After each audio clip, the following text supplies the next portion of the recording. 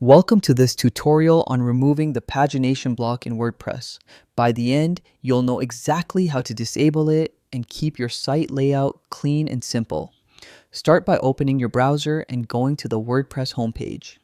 In the top right corner, click Login. Choose Continue with Google and then pick the account linked to your site. This makes logging in fast and secure. Once you're logged in, you'll land on the dashboard.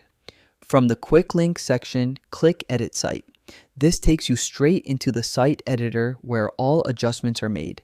Now, in the top right corner of the editor, click the three-dot icon. From the drop-down menu, choose Preferences. This section lets you fine-tune both your editor and block settings. In Preferences, go to the Block section. Here you'll see a full list of available content blocks with toggles you can enable or disable. Scroll until you find Pagination. Switch it off and the Pagination block will no longer appear on your site. This is especially useful if you want your content to flow continuously on a single page. And that's it.